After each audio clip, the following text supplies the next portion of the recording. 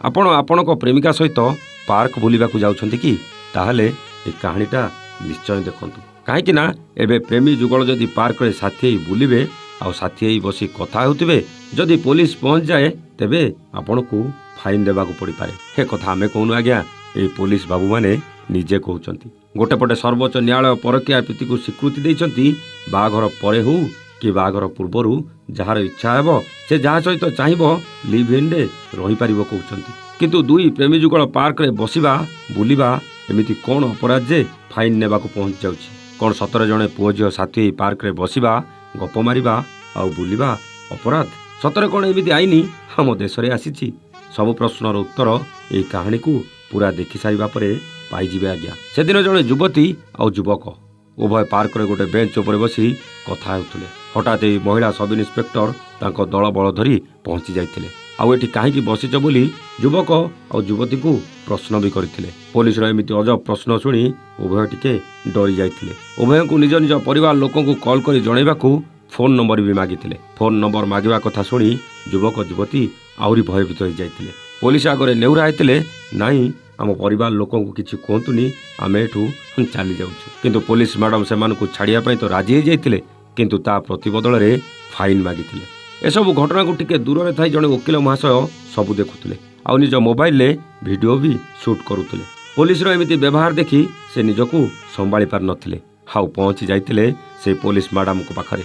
ଆଉ ତାଙ୍କୁ ସବୁ ଆଇନର ପାଠ ପଢ଼ାଇବା ପରେ ଭାରତୀୟ ନ୍ୟାୟ ସଂହିତା ବିଷୟରେ ପଚାରିବା ପରେ ପୋଲିସ ମ୍ୟାଡାମଙ୍କ ପାଟିରୁ ଭାଷା ବାହାରି ନଥିଲା। ଆଉ ଶେଷରେ ମୁହଁ ଲୁଚେଇ ଚାଲି ଯାଇଥିଲେ ସେ ପୋଲିସ ମ୍ୟାଡାମ ଆଉ ତାଙ୍କ ଦଳବଳ। ପୋଲିସ ପାର୍କ ଯିବା ଦରକାର, ବୁଲିବା ବି ଦରକାର, କିନ୍ତୁ କୋଉଠି ଯଦି ସେମିତି ଅନୈତିକ କାର୍ଯ୍ୟ ହେଉଛି ତାକୁ ଦେଖିବା ଦରକାର ଆଉ ତାକୁ ବନ୍ଦ ବି କରିବା ଦରକାର। ତା ମାନେ ନୁହେଁ ଯେ ଯଦି କୋଉ ଯୁବକ ଯୁବତୀ ପାର୍କ ଭିତରେ ବସି କଥା ହେଉଛନ୍ତି କି ବୁଲୁଛନ୍ତି ତାଙ୍କୁ ହଇରାଣ କରିବେ ଆଉ ଫାଇନ୍ ନାଁରେ ମିଛରେ ବେଆଇନ ରସିଦ କାଟି ଟଙ୍କା ବି ରୋଜଗାର କରିବେ। এই ଯୁବକ ଯୁବତୀ ଦୁଇ ଜଣ ସିନା ନିରୀହ ଥିଲେ ବୋଲି ତାଙ୍କୁ ହଇରାଣ କରିଦେଲେ, ଦେଖିବା ଜଣେ ଏଜୁକେଟେଡ ଯୁବକ କି ଯୁବତୀକୁ କେମିତି ହଇରାଣ କରିପାରିବେ। ସେମାନେ ତ କିଛି ଖରାପ କାମ କରୁନଥିଲେ, ବସିଥିଲେ ଆଉ କଥା ହେଉଥିଲେ। ଯେଉଁଠି ସୁପ୍ରିମକୋର୍ଟ ଖୁଲମ ଖୋଲା ପରକୀୟା ପ୍ରୀତି ଆଉ ଲିଭ୍ ଇନ୍ରେ ରହିବାକୁ ସ୍ୱୀକୃତି ଦେଇଛନ୍ତି, ସେଠି ଏ ପ୍ରେମୀ ଯୁଗଳ ହୁଅନ୍ତୁ କି ସାଙ୍ଗମାନେ ହୁଅନ୍ତୁ, ଏମାନଙ୍କୁ ହଇରାଣ କରିବାକୁ ଏ ପୋଲିସ କିଏ? ଏ କାହାଣୀ ଏଇଭଳି ପୋଲିସମାନଙ୍କ ନିଷ୍କ୍ରିୟତା ଉପରେ ପ୍ରଶ୍ନବାଚୀ ସୃଷ୍ଟି କରୁନି ତ ଆଜ୍ଞା?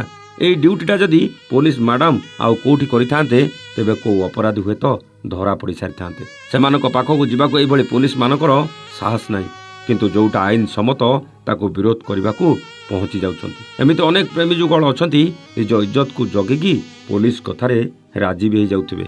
କାଳେ ଘରେ ଜାଣିଦେବେ ଅସୁବିଧା ହେଇଯିବ ବୋଲି ଭାବି ପୋଲିସ ଯଦି ଥାନାକୁ ନେଇଯିବ ଆମ ଇଜ୍ଜତ ବି ଚାଲି ଯାଇପାରେ। ଆଉ ଏ ଡରରେ ବି ଅନେକ ଜଣ ଏ ପୋଲିସ ମ୍ୟାଡାମକୁ ପଇସା ବି ଦେଇଥିବେ।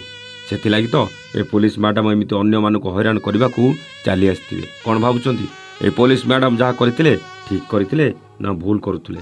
ଆପଣଙ୍କ ଉତ୍ତର କମେଣ୍ଟ କରି ନିଶ୍ଚିତ ଜଣାଇବେ। ରହୁଛୁ, ନମସ୍ତେ, ଜୟ ଜଗନ୍ନାଥ।